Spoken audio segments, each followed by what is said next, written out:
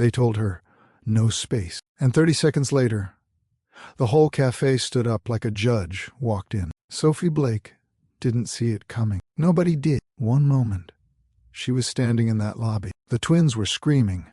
Her diaper bag was sliding off her shoulder, and the manager was already shaking his head before she even finished asking. The next moment, 3 black town cars glided to the curb outside, and suddenly, everyone in Marlowe House was on their feet. But let's rewind. Let's go back to the bench at Hawthorne and 8th, 20 minutes earlier, where this whole thing started to crack open. The wind came off the lake in sheets that morning. It was a February wind, the kind that finds every gap in your coat, every weak seam, every place you thought you'd buttoned up. Sophie sat on the metal bench, with the twins bundled against her chest in the carrier. She watched the bus schedule flicker, delayed 22 minutes. 22 minutes. She checked the time on her phone. It was 11:38 a.m. Emma was fussing. Noah was 30 seconds behind her, building up to the full-throttle cry that meant he was hungry, cold, or both. Sophie rocked forward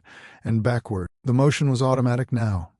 After 6 weeks of motherhood, 6 weeks of learning that you can function on 2 hours of sleep, 6 weeks of discovering that asking for help sounds easy until you actually have to do it. Her phone buzzed. It was a text from Eli. He asked, "Where are you? You okay?" She typed back with one thumb, her other hand steadying Noah's head. "The bus is late," she wrote. "The twins are losing it. I'm trying." 3 dots appeared on her screen, then disappeared, then appeared again. Eli replied, "Want me to come get you?" She almost said yes, but Eli had the morning shift at the warehouse, and asking him to leave early, again, felt like another weight she couldn't carry today. "I'm good," Sophie texted back. Almost there, but she wasn't good. Emma's cry kicked up a notch. A woman walking past glanced over, frowned, and then looked away. Sophie knew that look. She'd seen it a dozen times this month. The look that said, "Can't you keep them quiet?" The look that assumed she was doing something wrong. She pulled her coat tighter and felt the stiff edge of paper in her pocket. The note. She'd found it 3 days ago, slipped under her apartment door in a cream envelope with no return address. It was just 2 lines in handwriting she hadn't seen in over a year. It read, "Marlowe House,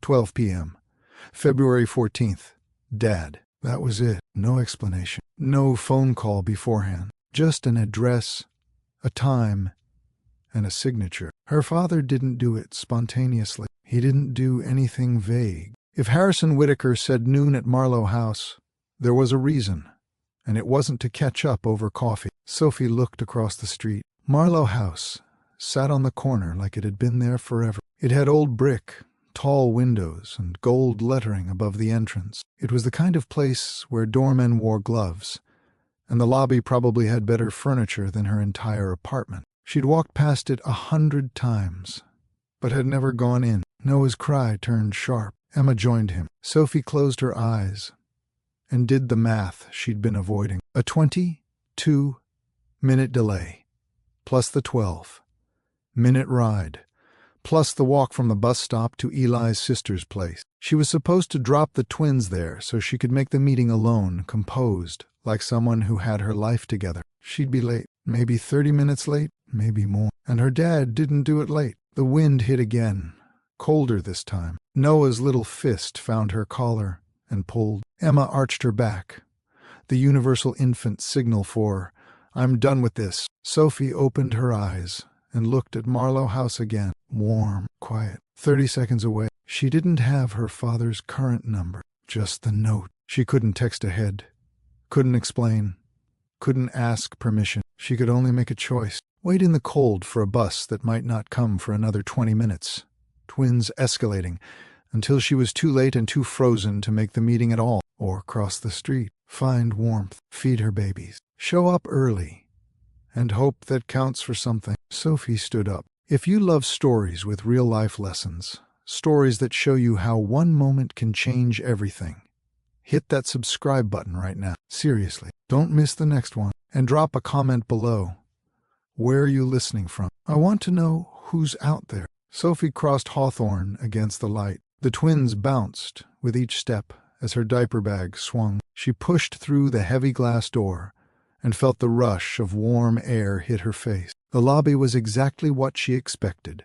Polished marble floors, leather chairs arranged in perfect clusters, and a fireplace crackling in the corner. A man in a navy blazer glanced up from his newspaper. A couple near the window paused their mid-conversation. Across the lobby, through a wide archway trimmed in dark wood, she could see the cafe. It had white tablecloths, pendant lights, and the soft murmur of late-morning conversations. And at a podium just inside the cafe entrance, a manager in a crisp white shirt looked at her the way you look at someone who walked into the wrong room. Sophie forced a smile and walked toward him. Noah screamed. The couple by the window looked over. Sophie felt her face go hot, but she kept moving. She kept her chin up, pretending she belonged in a place like this. She reached the podium. The manager's expression was polite, professional, empty. "Hi," Sophie said, her voice a little too bright. "Table for one? I'm meeting someone at noon, but I'm early, and the babies need—" "We're fully booked," he said. His tone was courteous, but final. Sophie blinked. "I just need a spot to sit for a few minutes. Somewhere warm where I can feed them." "Ma'am," he replied, "we're at capacity.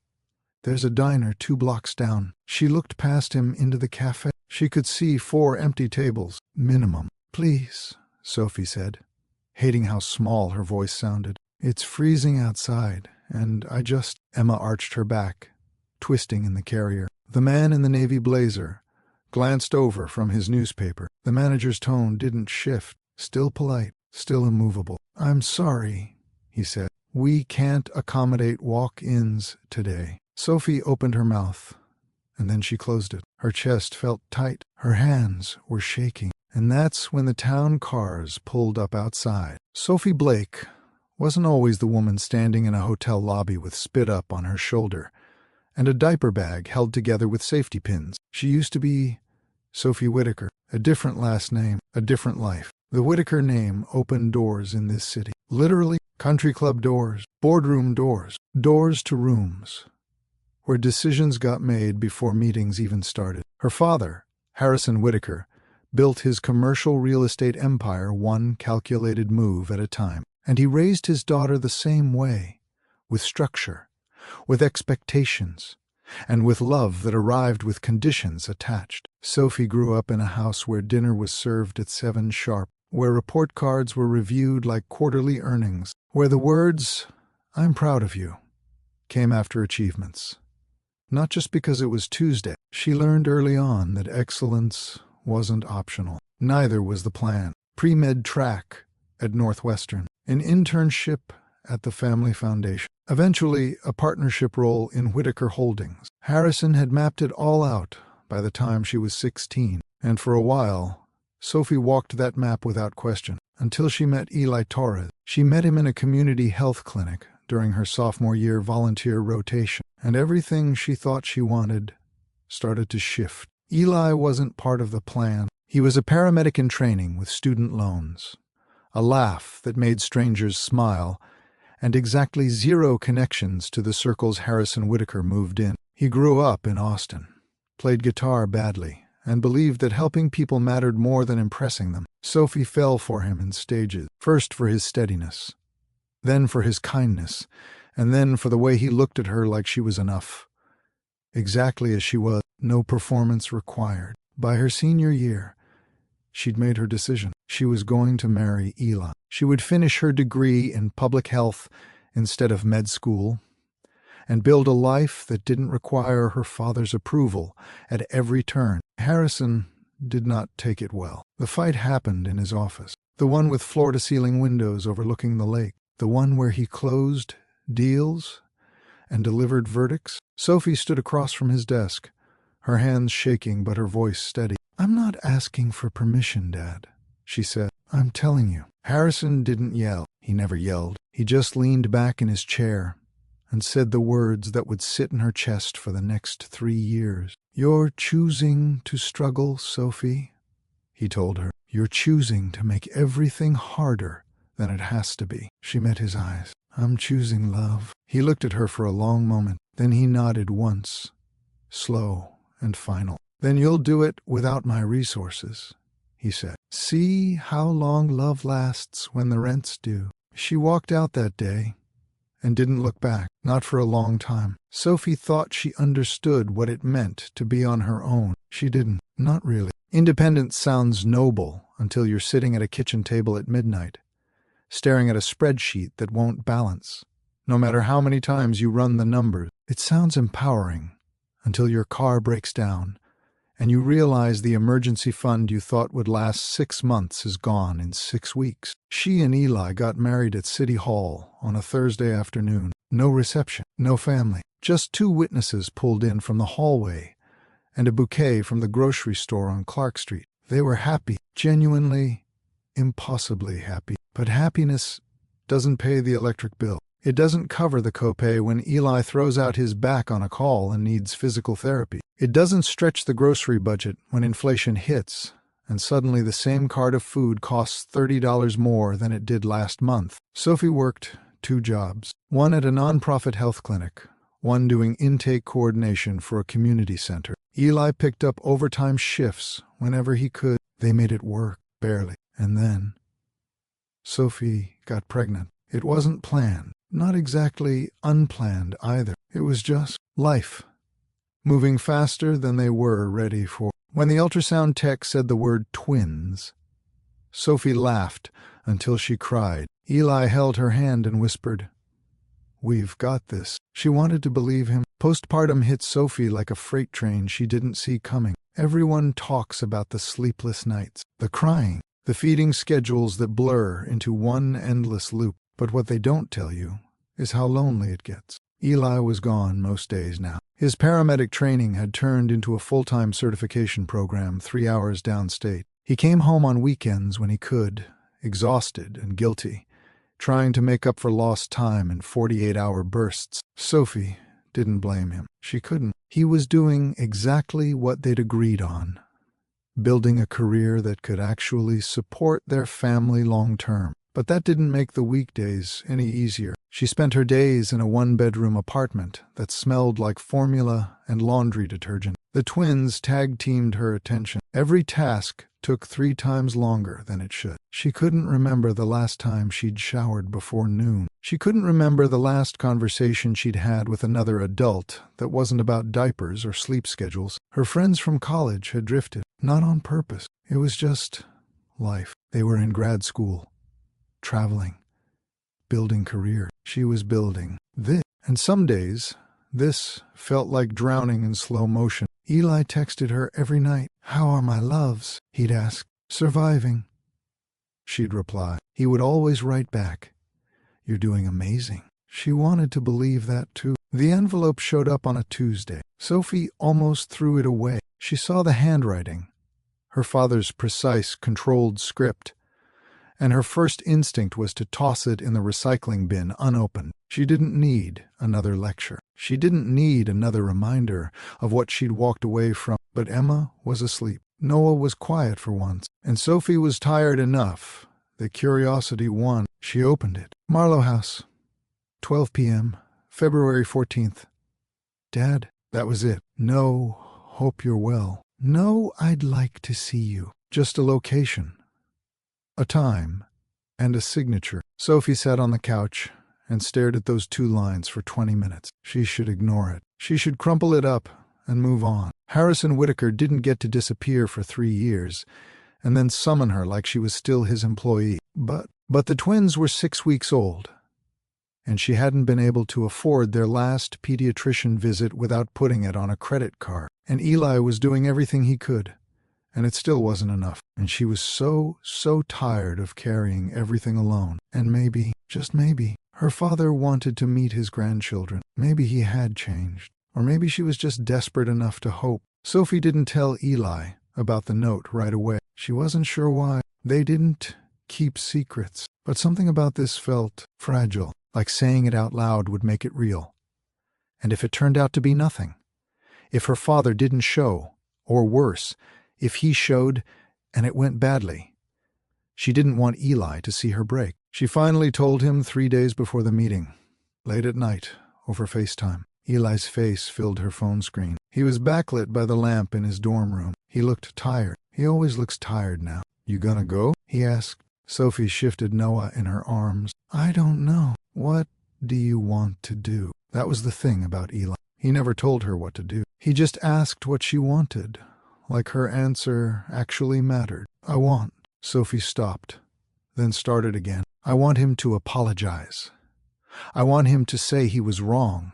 I want him to look at Emma and Noah and realize what he missed." "And if he doesn't?" Eli asked gently. "Then at least I'll know I tried." Eli nodded slowly. "You want me to come with you?" She almost said yes. But he had exams, and she needed to do this on her own terms. "I've got it," she said. "You sure?" he asked. Yeah, but she wasn't sure. Not even a little, because the scariest possibility wasn't that her father would reject her again. It was that he wouldn't show up at all. The brass handle was heavier than Sophie expected. She pulled the door open with her free hand, the one not supporting Noah's head, and stepped into Marlowe House for the first time in her life. The warmth hit her immediately. Not just heat, but expensive warmth. The kind that comes from radiant floors and a fireplace that burns real wood, not gas. The kind that wraps around you like a cashmere blanket. For half a second, Sophie felt relief. Then she felt everything else.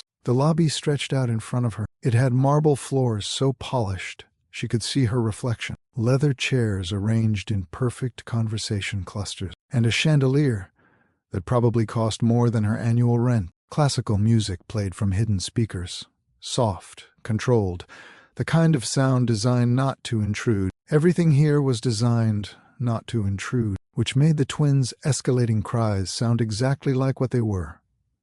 An intrusion. Sophie's shoulders tensed. She was already apologizing in her head before anyone even looked at her. Sophie knew how she looked. She didn't need a mirror. She'd caught her reflection in the glass door on the way in. Her hair was pulled back in a ponytail that had given up 3 hours ago. Her coat had a broken zipper held together by a diaper pin. Her boots used to be black, but were now salt-stained gray. And the diaper bag. God, the diaper bag. It was one of those cheap ones from a big-box store. Pastel yellow with cartoon ducks, already fraying at the seams. One strap was held together with a safety pin she'd added last week. It hung off her shoulder at an awkward angle, bulging with bottles and wipes and backup onesies. She looked exactly like what she was, a young mother running on 2 hours of sleep and a breakfast she didn't have time to finish. The man in the navy blazer looked up from his newspaper. His eyes moved from her face to the twins, to the diaper bag, then back to his paper. That look, the one that lasted less than 2 seconds, told Sophie everything she needed to know. She didn't belong here. Sophie moved toward the cafe entrance, each step carefully measured. The carrier bounced slightly with her movement. Noah quieted for a moment, then started building toward another cry. Emma's fist found a chunk of Sophie's hair and pulled. Sophie winced, but she didn't stop. Ahead, through a wide archway trimmed in dark wood, she could see the cafe. White tablecloths, low pendant lights, the soft murmur of weekday lunch conversations. A server glided past with a tray balanced on one hand. She scanned for empty tables. There, a corner spot, near the window but not too exposed. It was big enough that she could sit without the diaper bag blocking the aisle, and it was close enough to the door that if things went badly, if the twins lost it completely, she could leave fast. Her phone buzzed. She fumbled it out of her coat pocket, hope flaring for just a second. It was a text from Eli. "Thinking about you. You got this." Not her father. Sophie exhaled slowly and typed back with one thumb. Almost there. She checked the time. It was 11:56 a.m., 4 minutes early. The host stand sat just inside the cafe entrance. It was a sleek wooden podium with a small lamp and a leather-bound reservation book. Behind it stood the manager. Sophie had already seen him from across the lobby, but up close she could read everything in his posture. He was in his mid-40s, with a white shirt so crisp it looked like it had been ironed 10 minutes ago. His expression lived somewhere between professional courtesy and impatience. He looked up as she approached. Sophie forced a smile, the kind that apologizes before you even open your mouth. "Hi," she started. "Table for one? I'm meeting someone at noon, but I'm early and the babies need." Noah's cry cut her off. It was sharp, immediate, the kind that makes every head in a quiet room turn. The manager's expression didn't change. He didn't flinch, but something shifted behind his eyes. A calculation was being made. A decision was forming. "We're fully booked," he said. His voice was polite, but final. Sophie blinked. "I just need a spot to sit for a few minutes. Somewhere I can feed them." "Ma'am," he said, "we're at capacity.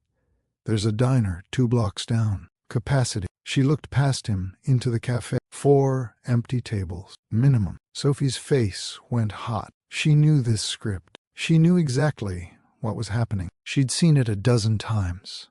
At the pharmacy, at the grocery store, at the pediatrician's office, when they were running behind, and the waiting room was too full for a walk-in. It wasn't about space. It was about optics. She looked wrong. She sounded wrong. The twins were loud, and loud didn't match the carefully controlled atmosphere Marlowe House was selling. "Please," Sophie said, hating how her voice shook. "It's freezing outside, and I just—" Emma arched her back in the carrier. The couple by the window, older, well-dressed, the kind of people who probably had a standing reservation, glanced over. The woman's mouth tightened. The manager's tone didn't shift. Still polite, still immovable. "I'm sorry," he insisted. "We can't accommodate walk-ins today." Sophie opened her mouth, and then she closed it. Her hands were shaking. The twins were both crying now. She could feel every eye in the lobby on her, judging, dismissing, wishing she would just leave. She started to turn toward the door, and that's when she heard it. The shift, conversations breaking mid-sentence, the rustle of movement, chair scraping. Sophie turned back. Outside the tall windows, 3 black town cars had glided to the curb in perfect formation. No honking, no rush, just a smooth, coordinated arrival. The kind of arrival that doesn't happen by accident. The first driver stepped out. He moved to the rear door and opened it. And Harrison Whitaker, her father, the man she hadn't seen in 3 years, stepped onto the sidewalk. He was wearing a charcoal overcoat and polished shoes. He looked exactly the same, composed, controlled, unapologetic. He saw her through the glass, and he walked toward the door. Harrison Whitaker didn't rush. He never rushed. He moved through the world at his own pace, deliberate, measured, as if time bent around him instead of the other way around. A doorman appeared from nowhere to reach for the handle. But Harrison was already pushing the heavy glass door open himself, one hand guiding it with the ease of someone who'd opened 1,000 doors exactly like it. Sophie's breath caught. 3 years. 3 years since she'd seen him in person, and suddenly he was 10 feet away. And her body remembered things her mind had tried to forget.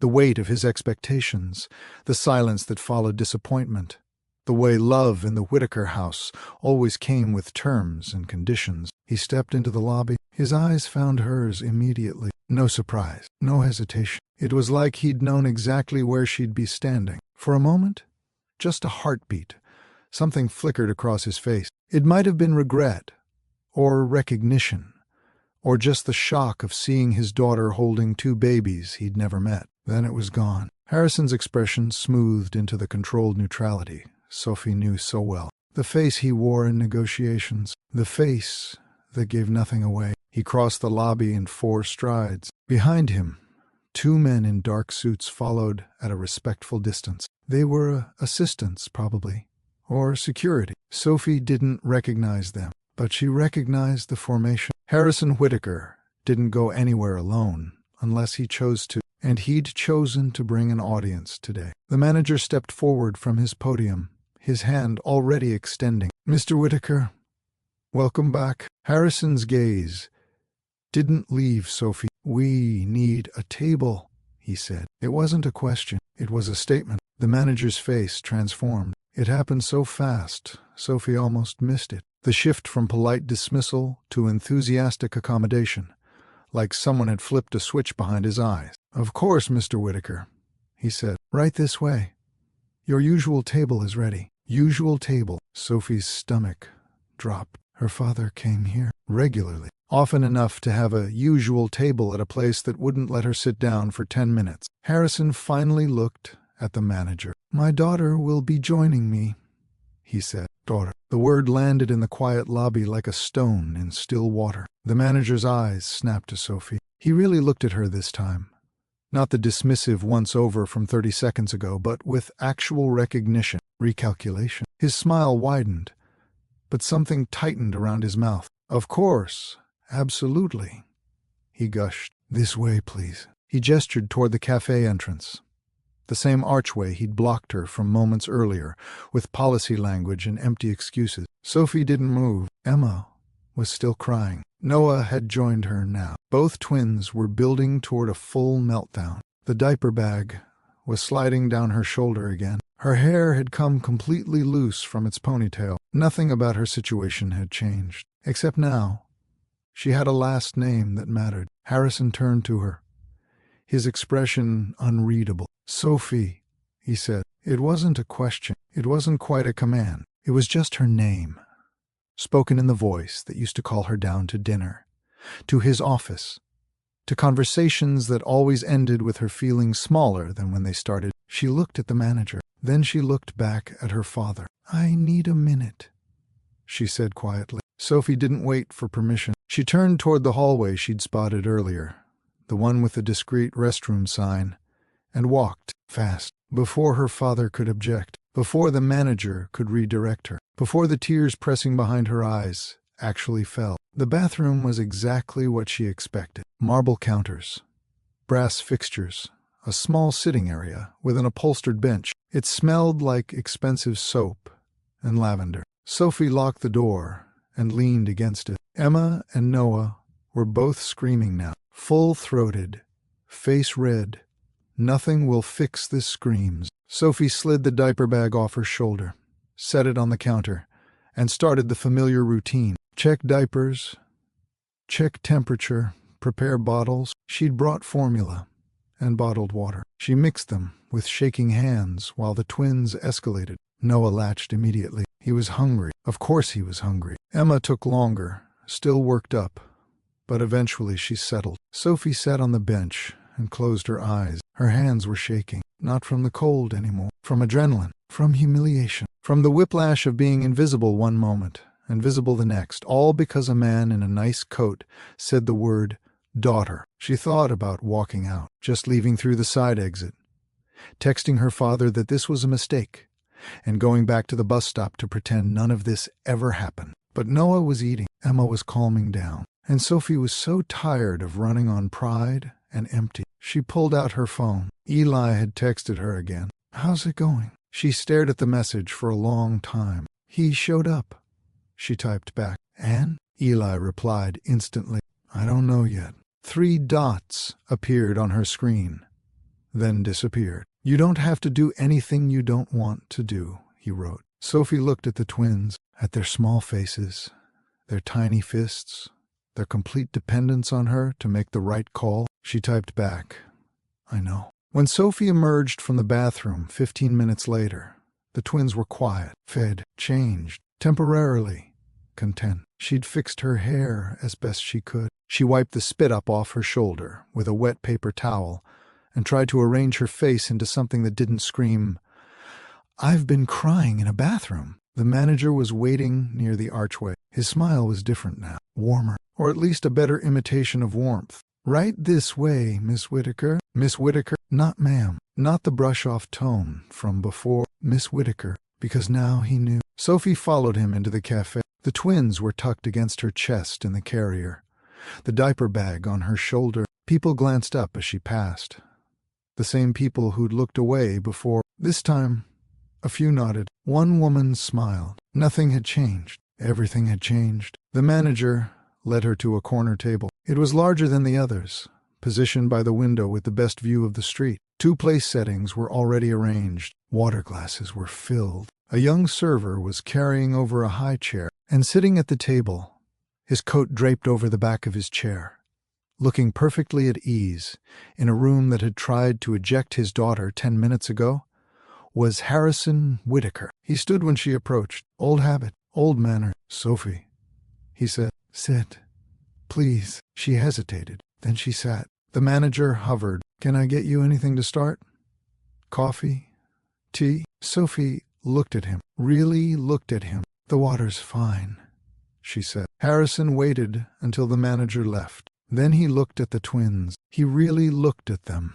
For the first time since walking in, his eyes moved from Noah to Emma, taking in their small faces, their sleep-rumpled hair, and the matching blankets Eli's mother had knitted. Something shifted in his expression. It softened, just barely. They're beautiful, he said quietly. Sophie's throat tightened. She'd rehearsed this conversation 100 times in her head over the past 3 days. All the things she wanted to say, all the questions she wanted to ask, all the anger she'd been carrying for 3 years. But now, sitting across from him with her babies between them, the words wouldn't come. Their names? Harrison asked. Emma and Noah, she replied. He nodded slowly. Good names. Silence settled over the table. It wasn't comfortable. It wasn't hostile. It was just heavy. Harrison picked up his water glass, then set it down without drinking. I'm sorry, he said. Sophie blinked. What? For what happened? Just now, with the manager. He paused. And for the last 3 years. The words hung in the air between them. Sophie had imagined this moment. She had fantasized about her father apologizing, about vindication, about proof that she'd been right to walk away. But now that it was happening, she felt nothing. Or maybe she felt too much. Why now? She asked. Why the note? Why today? Harrison looked out the window, and then back at her. Because I'm dying, Sophie, and I don't want to leave things the way they are. Pause for a second. Have you ever been treated differently because of how you looked or what you were wearing? Comment. I have or I haven't. I read them all. The cafe noise seemed dim. Or maybe Sophie just stopped hearing it. What? Her voice came out smaller than she intended. Stage 4 pancreatic cancer. Diagnosed 6 months ago. Harrison's tone was matter-of-fact, the same way he used to deliver quarterly reports. Treatment options are limited. The prognosis is not good. Sophie's hands went numb. She looked at him. Really looked at him. And now she saw it. The weight loss hidden under the expensive suit. The slight hollow in his cheeks. The way he held himself a little more carefully, like movement. Cost something it wasn't used to. 6 months, she repeated. You've known for 6 months. Yes, he confirmed. And you're telling me now? Yes. Emma stirred against her chest. Sophie adjusted the carrier automatically, her hands moving through the motions while her brain tried to catch up. I didn't reach out sooner because... Harrison stopped, then started again. Because I thought I had time. Because I was stubborn. Because I didn't know how to apologize for choosing pride over my daughter. His voice cracked on the last word, just slightly. But Sophie heard it. I don't need your money, Dad, she said. I know, he replied. I don't need you to fix my life. I know that too. Then what do you need? She asked. Harrison met her eyes. Forgiveness, he said, if you'll give it.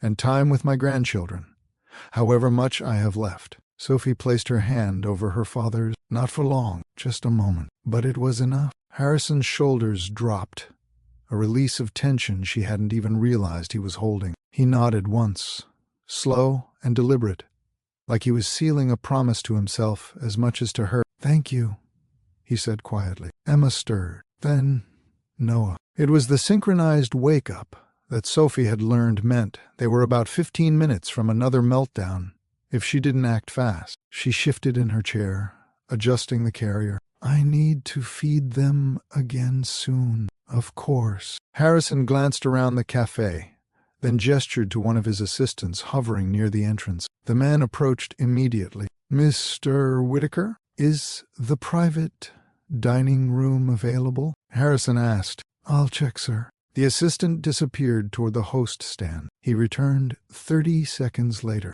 It's yours, Mr. Whitaker.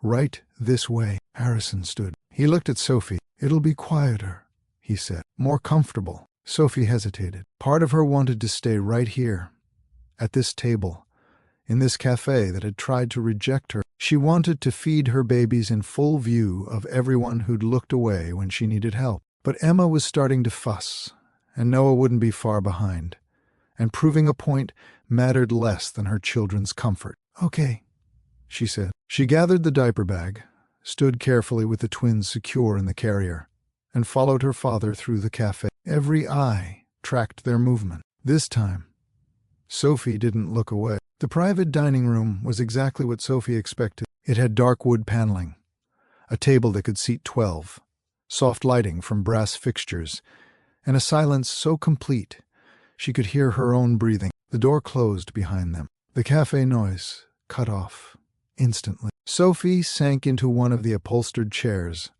and started the familiar routine. She adjusted the carrier, supported Noah's head, and guided him to the bottle she'd just prepared. He latched immediately, hungry and focused. Emma would be next. Harrison sat across from her. He didn't speak. He just watched, not in an uncomfortable way, but like he was memorizing something he'd missed and wanted to get right. "You're good at that," he said, after a moment. Sophie almost laughed. "I've had a lot of practice in 6 weeks." "Still," he said, "you're a natural." "I don't feel natural," she admitted. "I feel like I'm figuring it out 5 minutes before it falls apart." Harrison smiled. It was small, but genuine. That's what being a parent is. Sophie looked up sharply. Her father didn't talk about parenting. He didn't acknowledge vulnerability. He didn't admit to uncertainty about anything, let alone raising a child. "You never told me that when I was growing up,"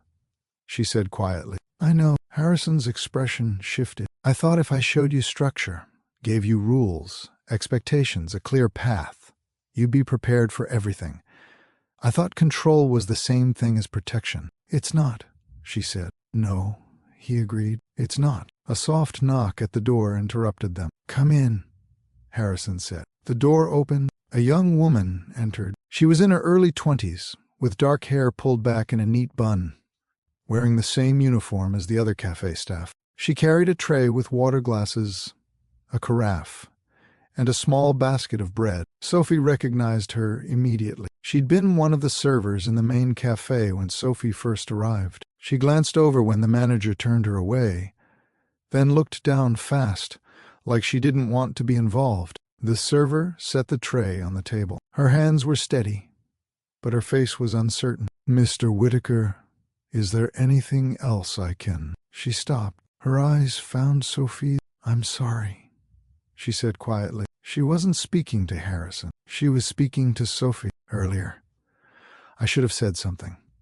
I saw what happened, and I should have helped." Sophie shifted Noah to her shoulder and started the gentle back patting that sometimes prevented spit up and sometimes didn't. "What's your name?" she asked. "Emily." "How long have you worked here, Emily?" "4 months," the young woman replied. "You like it?" Emily hesitated. "Most days." Sophie nodded slowly. "Then I'm not going to tell you to risk your job by speaking up to your manager. But next time someone comes in carrying more than you can see, a baby, a bad day, whatever, remember this. Remember that kindness costs you nothing." Emily's eyes went bright. She nodded quickly. "I will," she promised. "I promise." She left, closing the door softly behind her. Harrison looked at Sophie with something like wonder. "When did you get so wise?" he asked. "When I stopped having anyone to lean on," Sophie said. The silence stretched. It wasn't uncomfortable. It was just heavy with things unsaid. Sophie finished feeding Noah and started on Emma. The rhythm was automatic now. Position, latch, support, breathe. She could do this half asleep. She had done it half asleep, more times than she could count.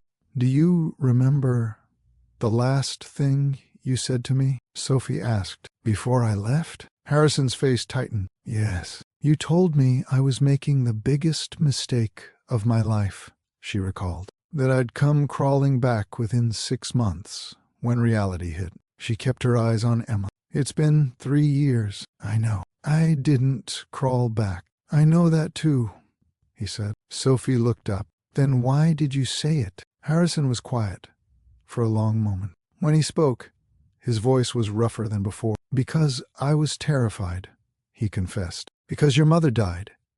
And I spent the next 10 years trying to control everything so I wouldn't lose you too. And when you chose a path I didn't understand, chose a man I didn't know, a life I couldn't predict, I panicked. He leaned forward, elbows on the table. I thought if I made it hard enough, scary enough, you'd stay. You'd choose safety over risk. Me over him. He shook his head. I didn't understand that you weren't choosing between us. You were choosing yourself. Sophie's throat burned. She had imagined this conversation so many times. She had scripted his apology, her response, the satisfaction of being proven right. But sitting here now, watching her father admit his fear in a voice that shook, she felt no satisfaction, just grief for all the years they'd lost. Sophie's phone buzzed. She glanced at the screen. Eli was calling. I should take this, she said. Harrison nodded. Of course. Sophie shifted Emma carefully and answered with her free hand. Hey! Eli's voice filled her ear. Warm, familiar, the sound of home. Hey yourself, he said. How's it going? Sophie looked at her father across the table, at the twins in her arms, at the private dining room in a hotel that had rejected her 30 minutes ago. It's complicated, she said. Good complicated or bad complicated? Both, she replied, then paused. He's sick, Eli, cancer, stage 4. There was silence on the other end. Then Eli said, Oh, Sophie, I'm so sorry. He wants to be part of the twins' lives, she explained. He wants to set up trust funds, help out, make up for lost time. What do you want? He asked that question again. Sophie closed her eyes. I don't know. Part of me is still angry. Part of me just wants my dad back. And part of me is scared that if I let him in, I'll lose myself again. You won't, Eli said with certainty. How do you know? Because you're not the same person you were 3 years ago. You're stronger. You know what you need. And you're not alone in this. Eli's voice softened. I'm here. Whatever you decide, I've got your back. Sophie's vision blurred. I know. You want me to come up? He offered. I can leave tonight. Be there by... No, she said quickly. Stay. Finish your exams.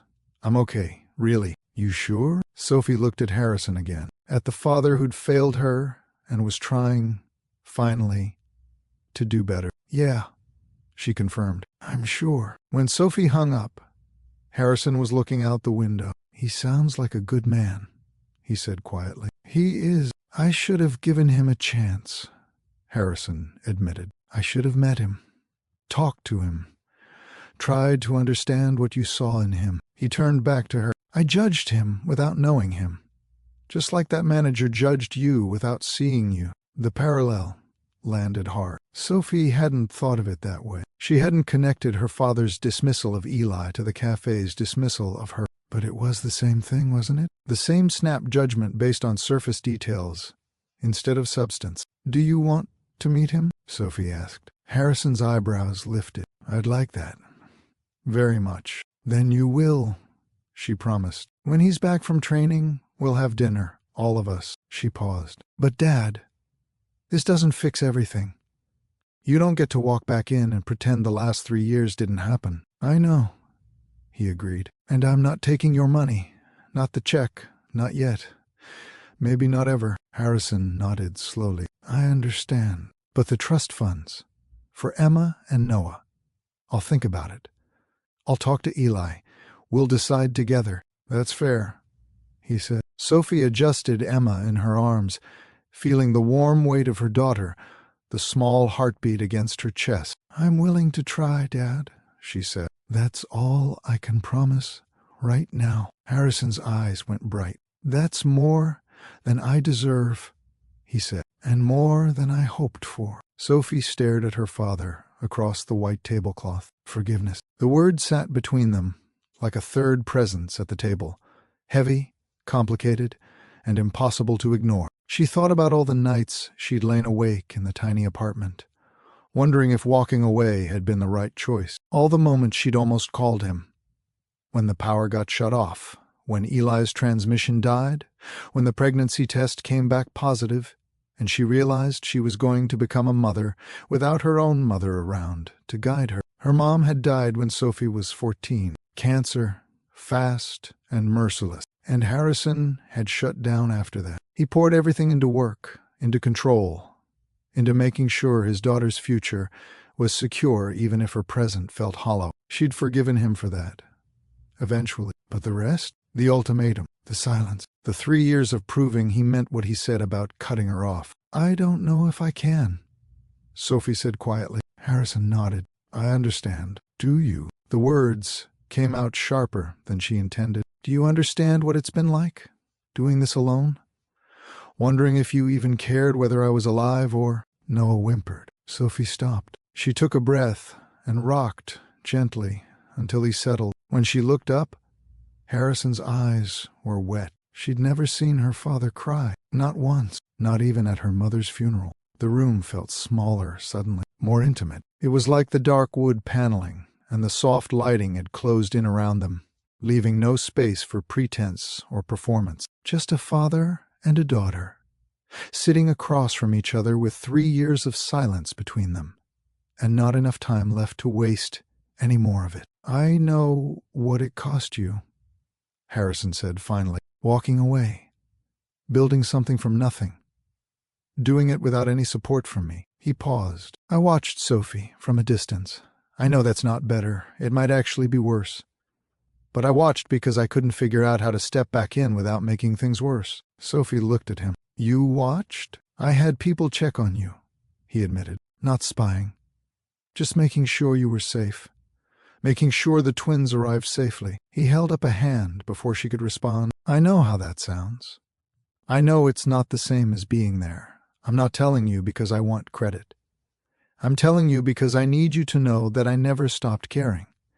I just didn't know how to show it without controlling it." Sophie felt something complicated move through her chest. Not quite angry, not quite a relief, something in between. "That's still in control, Dad," she said. "Watching from a distance without telling me. Making decisions about what I needed without asking me." "You're right," he said. No defensiveness, no justification, just acknowledgement. "It was.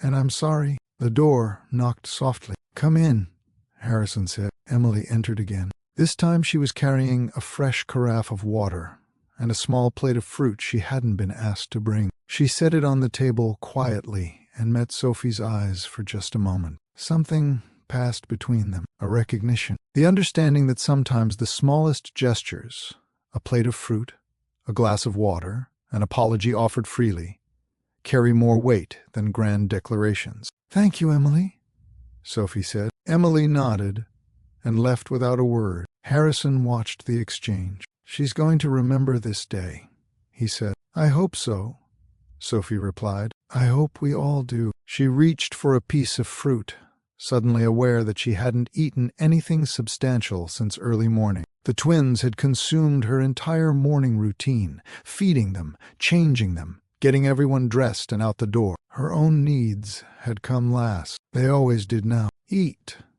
Harrison said quietly. It wasn't a command, just an observation. "You're running on empty." "I'm always running on empty." "That's going to change." Sophie looked up sharply. Harrison held her gaze. "Not because I'm going to swoop in and fix everything," he clarified, "but because you deserve support. Real support. Not conditions attached to money. Just people who show up." "Like you're showing up now?" she asked, trying to. He folded his hands on the table. "I know one conversation doesn't undo 3 years. I know I have to earn back the right to be in your life. I'm not asking you to pretend otherwise." Sophie chewed slowly. She thought about what Eli had said the night before she came here. "You don't have to decide everything today. Just go. See what he has to say. You can figure out the rest later." It was good advice. She hadn't fully taken it until right now. "Tell me about the cancer," she said. Harrison blinked. He hadn't expected that. "You don't have to," Sophie added. "But if you want me to understand why now, why this meeting, why today, I need to understand what you're actually facing." Harrison was quiet for a moment. Then he straightened slightly. like he was preparing to give a presentation he hadn't fully rehearsed. "Stage 4 means it's spread," he began. "Pancreas to liver, some involvement in surrounding tissue. I've done 2 rounds of chemotherapy. The second round was," he paused, "harder than I expected. I've always been physically strong, healthy. I didn't know what it felt like to have your body stop cooperating." "How long?" Sophie asked quietly. "They won't give me a number. You know doctors. They don't like to commit. But the honest answer is probably less than a year. It could be more. It could be less." Sophie set down the piece of fruit she'd been holding. Less than a year. Emma and Noah were 6 weeks old. In a year, they'd be taking their first steps, saying their first words, becoming people. Harrison might not see any of it. "I want them to know you," Sophie said. The words surprised her as they came out. She hadn't planned to say them, hadn't fully decided it yet, but they were true.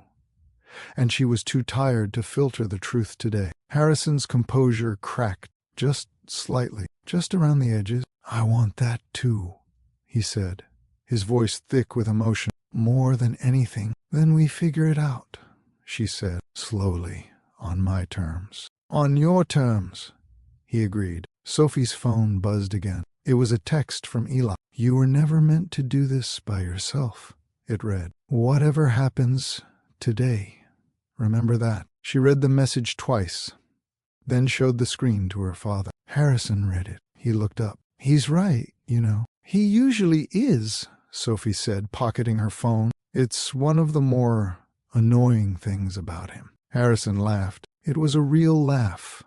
Unguarded. Surprised out of him. Sophie hadn't heard her father laugh like that since she was a child. Since before her mother got sick. Since before Harrison Whitaker decided that control was the same thing as love. The sound of it loosened something in her. Not everything. Not the years of hurt or the hard conversations still ahead, but something. "I doubted the world," Harrison said when the laughter settled. "After your mother died. I decided the world was unreliable. People were unreliable. The only thing I could trust was structure, systems, plans." He shook his head. "And then I made my fear sound like judgment. I made it your problem to carry." Sophie looked at her father, at this man who'd built an empire on certainty, and was now sitting across from her with none of it left. "That's the most honest thing you've ever said to me," she told him. "It took me too long to get there," he admitted. "Yeah," she said. "It did." They sat with that truth for a moment, not trying to fix it, not rushing past it, just letting it be what it was. Emma stirred in the carrier. She made the small sound that meant she was waking up happy rather than hungry, a rare and precious thing. Sophie looked down at her daughter's face, at the way Emma's eyes blinked open slowly, adjusting to the soft light of the room. Then Emma looked up, directly at Harrison. She studied him with the serious, unflinching gaze that only very new humans have. No filter, no judgment, just pure observation. Harrison leaned forward slightly. "Hello?" he said softly, as if he were introducing himself to someone important. Emma's mouth curved. Not quite a smile yet. The doctors said real smiles came later, but something close, something that looked like recognition. If this story is hitting home, tap-like, it helps these kinds of stories reach more people who need them. Sophie watched her father meet her daughter for the first time, and she felt the complicated, painful, necessary work of forgiveness begin. Not complete, not simple, but it has begun, and sometimes beginning is enough. The moment didn't last long. Moments like that never do. Emma's expression shifted from curious to hungry in the space of about 30 seconds, and the soft, almost smile gave way to the particular frown that meant business. Sophie adjusted the carrier, reached for the last prepared bottle in the diaper bag, and slipped back into the routine that had become her entire existence over the past 6 weeks. Harrison watched, without offering to help. She noticed that. She appreciated it. He was learning already. Learning that the right kind of presence wasn't the same as jumping in uninvited. Learning that watching someone handle their own life competently was its own form of respect. They sat in a comfortable quiet while Emma ate. Noah was still sleeping. One small fist pressed against his cheek, completely unbothered by the weight of everything happening around him. Sophie found herself grateful for that, for the way babies reduced every complicated moment to something simple. Fed or hungry, warm or cold, held or not held. She wished adult problems worked the same way. When Emma finished, Sophie set the empty bottle on the table and straightened in her chair. "I need to ask you something," she said. Harrison met her eyes. "Anything. The trust funds," she began. "The accounts you mentioned, setting up for Emma and Noah." Sophie kept her voice level. "What exactly does that look like? What are the conditions?" "No conditions," he answered. "There are always conditions with money, Dad. Not this time." Harrison leaned forward slightly. "I've had my lawyers structure it specifically to avoid that. The funds go into irrevocable trusts in Emma and Noah's names. You and Eli are the trustees until they turn 25. I have no access, no oversight, no ability to change the terms once the documents are signed." Sophie studied him. "Why irrevocable?" "Because I wanted to make sure you knew I couldn't take it back," he explained. "I couldn't use it as leverage. I couldn't attach conditions after the fact." He paused. "I know how I've operated in the past. I wanted the legal structure to reflect the promise, not just my word." That was new. Harrison Whitaker, using legal architecture to protect his daughter from himself. Sophie turned it over in her mind, looking for the angle, the catch, the fine print that would eventually become a leash. She couldn't find one. "I'll have my own lawyer look at it," she said. "I'd expect nothing less. And if my lawyer suggests changes, we make the changes," he promised. "Whatever makes you comfortable." Sophie nodded slowly. Okay, you'll consider it." "Or, okay, you'll do it?" he asked. "Okay, I'll consider it," she clarified. "Don't push." Harrison held up both hands. "Not pushing." A knock at the private dining room door broke the moment. The manager entered. He looked different from the polished, dismissive figure who turned Sophie away at the host stand less than an hour ago. His posture was still professional, but his confidence had shifted into something more careful, more considered. He addressed Sophie directly, not Harrison. "Miss Blake," he said, his voice measured, "I wanted to come and speak with you personally. Not because Mr. Whitaker asked me to, but because it's the right thing to do." Sophie waited. "What happened earlier, turning you away the way I spoke to you, was wrong," he admitted. "I'd like to apologize. Not the kind of apology that's really just damage control. A real one." Sophie looked at him for a long moment. She'd spent the last hour cycling through anger, grief, relief, and something that felt cautiously like hope. She didn't have a lot of energy left for performance hers or anyone else's. "What's your name?" she asked. He blinked. "Garrett. Daniel Garrett." "How long have you managed this place, Daniel?" 7 years. "In 7 years," she asked, "has anyone ever called you out on this before? On turning someone away based on how they looked?" Daniel's jaw tightened. It wasn't with defensiveness, but with the discomfort of honest self-examination. "Not directly," he said. "No." "Then why now? Why does it matter now?" "Because I have a daughter," he said. The words came out rougher than he probably intended. 20 to 3. Working 2 jobs in Seattle, trying to make rent. And I keep thinking about how many times she's probably walked into a place and been dismissed before she opened her mouth. He stopped. "I don't want to be the person who does that to someone's daughter." Sophie held his gaze. There was something genuine in it. The kind of guilt that comes not from getting caught, but from actually seeing yourself clearly for the first time. "Then don't be," she said simply. Daniel nodded. "I'd like to make some concrete changes, starting immediately. I wanted to ask if you'd be willing to hear them, not to make myself feel better, but because your experience today is what's driving them, and that feels like something you should know about." Sophie glanced at Harrison. He gave the smallest nod. "Your call?" She turned back to Daniel. "Go ahead." Daniel straightened slightly. "First," he began, "lobby seating for parents with infants or young children. No purchase required, no time limit. especially during extreme weather. That becomes policy today, not a trial. Good, Sophie said. Second, staff training. Real training. Not a memo. Not a policy update nobody reads. Actual scenario work. How to recognize when someone needs help versus when they need a sales pitch.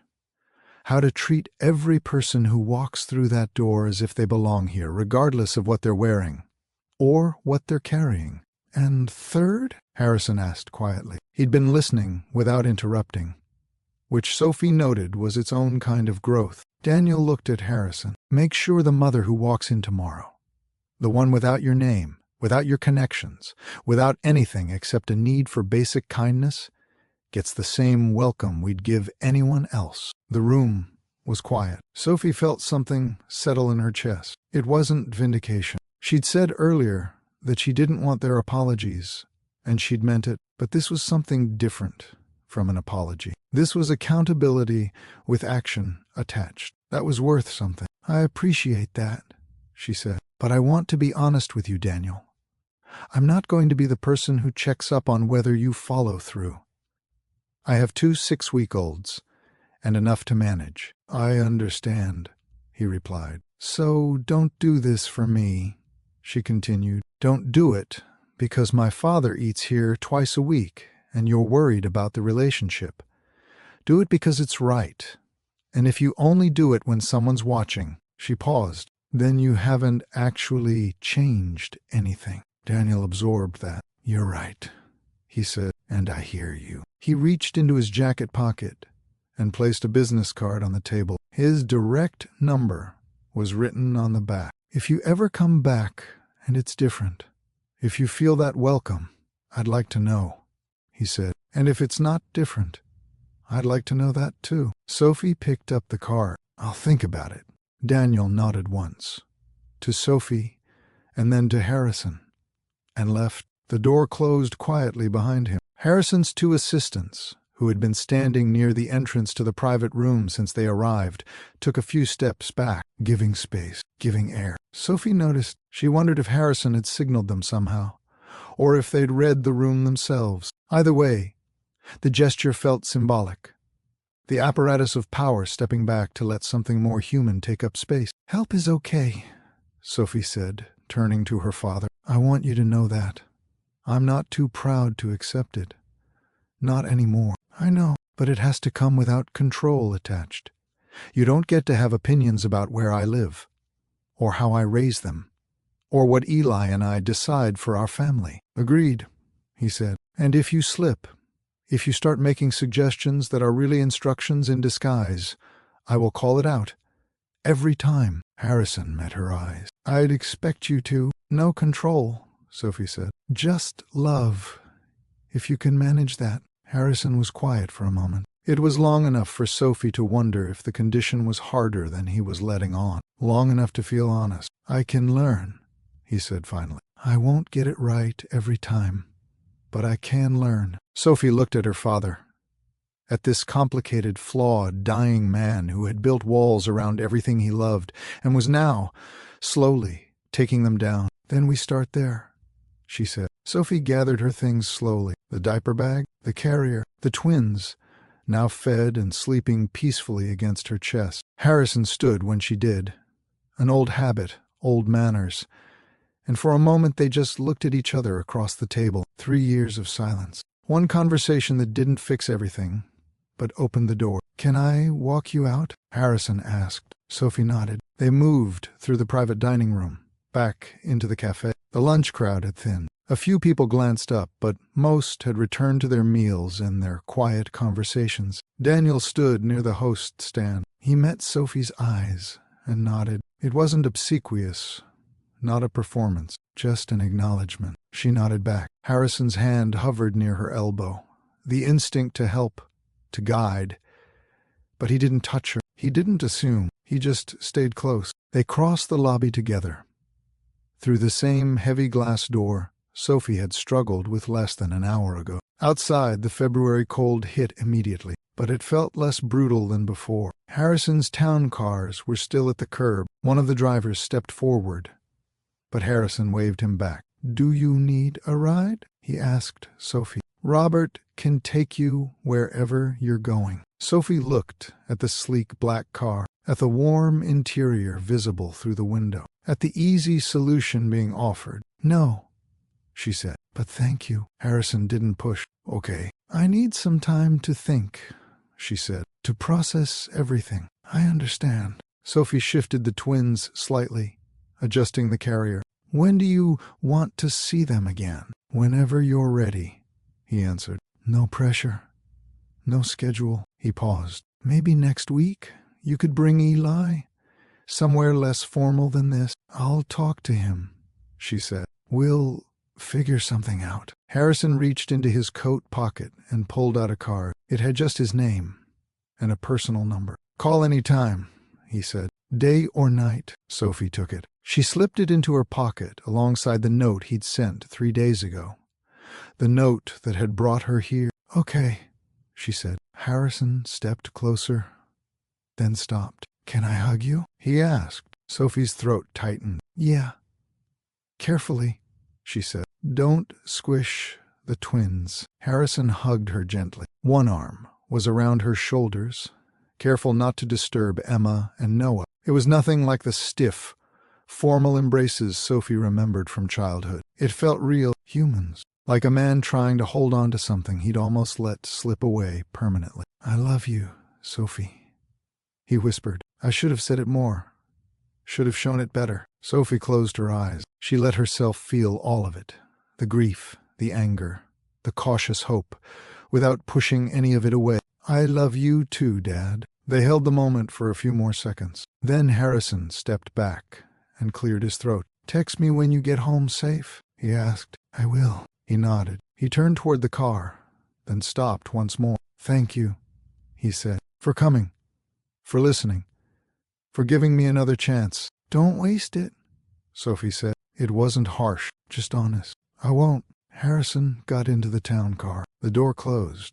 The vehicle pulled smoothly away from the curb and disappeared into downtown traffic. Sophie stood on the sidewalk, twins asleep against her chest, and watched until she couldn't see it anymore. Then she checked her phone. Bus arriving. 4 minutes. She walked back to the bench at Hawthorne and 8th. The same bench where this whole thing had started less than 2 hours ago. She sat down. Emma and Noah stayed asleep, warm, fed, and content against her chest. Sophie pulled out her phone and texted Eli. I'm okay. We're okay.